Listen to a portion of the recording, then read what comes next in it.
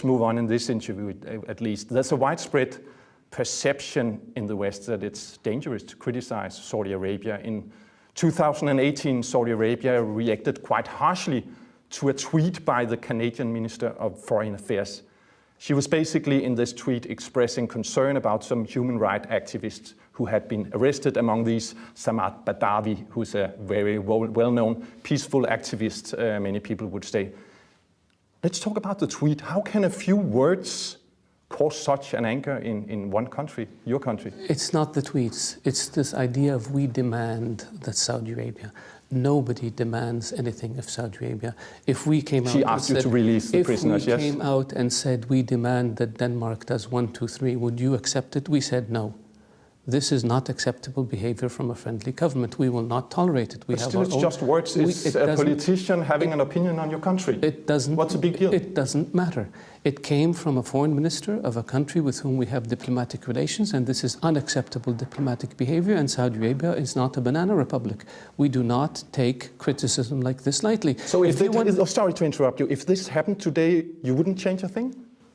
We have to see what happens. I hope it doesn't happen. No, I'm asking because you're begging for investments. You're inviting the whole world to come to your country to do business. We're not begging. No, sorry for that. The world is knocking on our door. We're not begging for investments. You're opening your country. Correct. To entrepreneurs, to Danish businesses, and so on. My question then is shutting up the price of doing business with you? Do one Danish company run the risk of being locked down in Saudi Arabia if one politician in Denmark speaks up? We are saying that there's a way to have conversations. And we have conversations with our allies in the West all the time about all issues, including women's rights, including human rights. We are not shy about explaining what we're trying to do because we're trying to reform our country and move it forward. But this Canadian minister thought she was having a conversation with you. But allow me to finish my point. We do not accept dictates. We do not accept people telling us what to do. We're not a banana republic. If you want to pick up the phone and call me and say, I have a problem with this issue, that is totally acceptable. But to go public and say, we demand the release, who are you to demand?